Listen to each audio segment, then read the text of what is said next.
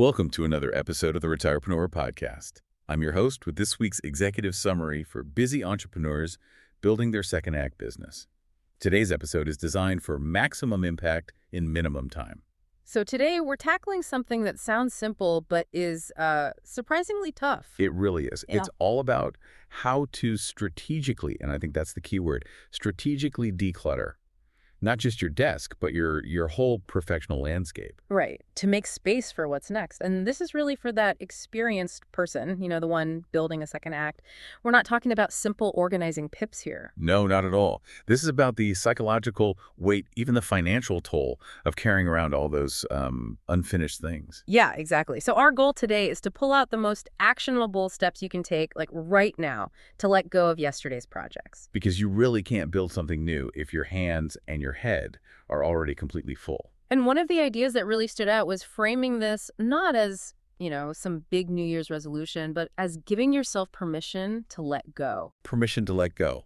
I love that. It's a strategic act. It's about allocating your resources, not about willpower. Because high achievers, especially people coming out of these long, successful careers, they feel this huge obligation to finish everything they started. Oh, absolutely. And that's what holds them back. There was this one quote that just nailed it. What was that? You can't reach for anything new if your hands are full of yesterday's projects. I mean, it's that simple. It's so visual. So clarity isn't about adding more. It's about, strategically removing things. Yeah. So let's start there. Let's identify what these unfinished things even look like.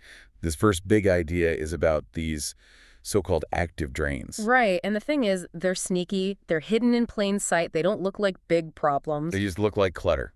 Exactly. But they're not neutral. They are actively, taxing your brain power.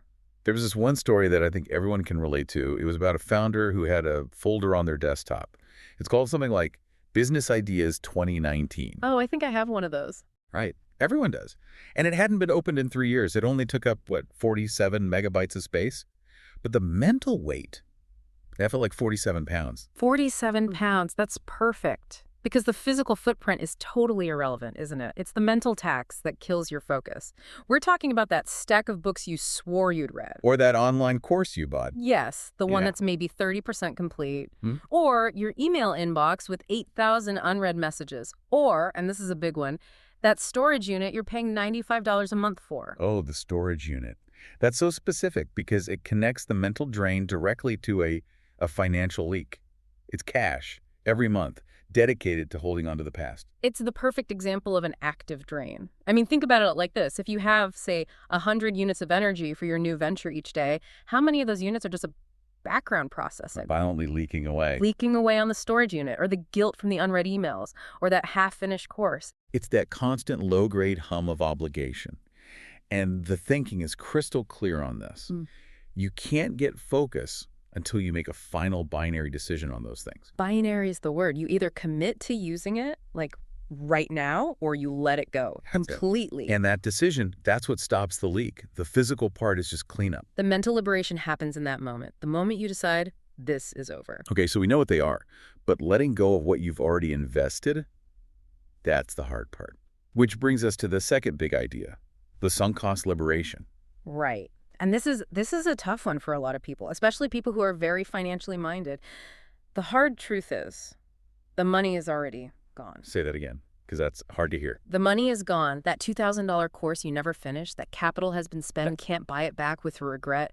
You're just losing more now, your time and your focus. So how do you get past that feeling of failure? You have to reframe it. A lot of people see an abandoned project as a failure. But what if you see it as tuition paid for clarity? Tuition paid for clarity. I like that. But isn't that just a nice way to rationalize a bad decision? How do you know you're not just, making yourself feel better? That's a fair challenge. And it's not just about feeling better. It's about extracting data. The knowledge you gain from that experience, that's the real ROI. Maybe you learned you hated that industry or that you're not good at a certain skill. So the money wasn't wasted on the course. It was spent on the data point that told you, don't go down this path. Exactly. It gave you a more accurate focus. So a sunk cost isn't a failure. It's finalized research.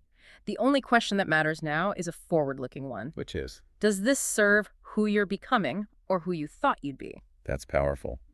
who you thought you'd be 5 years ago. Yeah. And if it's for that person, you just terminate the project. You strategically reallocate. Morning sunk costs is just throwing good energy after bad. It's time to stop the leak and point all your resources at what you're building right now.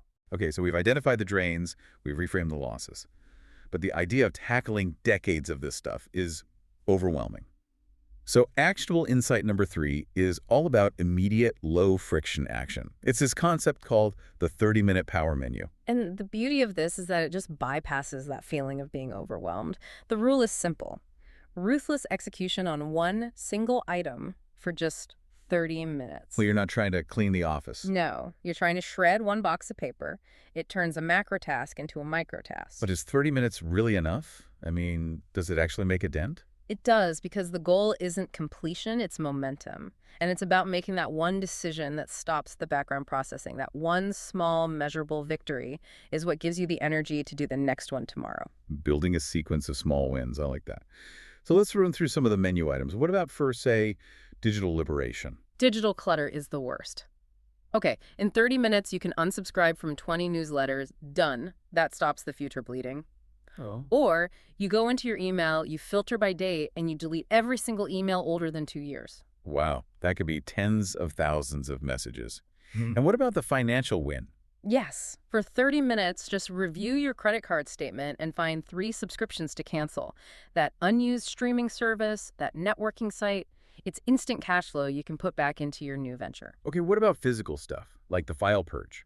Paper creates so much anxiety. The task is shred one box of financial documents older than 7 years, just one box. Or digitally, just empty your entire downloads folder, gone. And for the other physical cleanup, the rule is the same, right? Yeah. Small and focused. Exactly. Fill one bag of books to donate. Not reorganize the library, just one bag. Or toss the supplies for one abandoned hobby. Just one. Cancel one unused gym membership. 30 minutes. One item. Done. And the key insight here is that this isn't a chore you're doing before the real work starts. This is the work. This is the work of your second act. You are upgrading your own operating system so it can run more efficiently. Which leads to the final and maybe most important step, creating what's called the permission to quit list. This is where you make it official. You take the things you decided to let go of, and you physically write them down.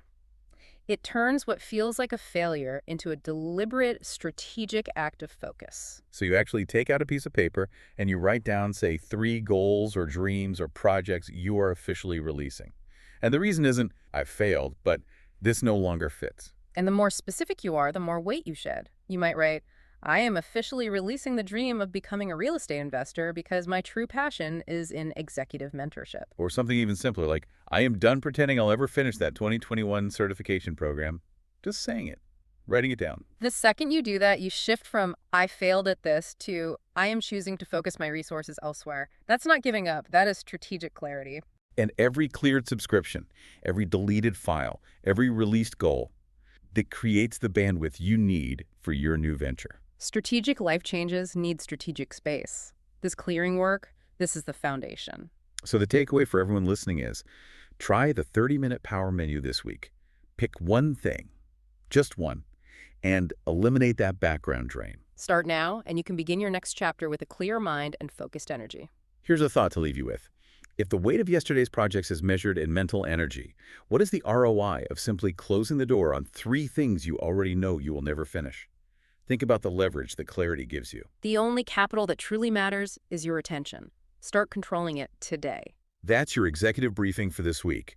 If you found value in these insights, share this episode with fellow retirepreneurs and subscribe to the Retirepreneur newsletter at retirepreneur.com. Follow us for weekly strategic insights, and remember, your most successful chapter is just beginning. Until next week, keep building.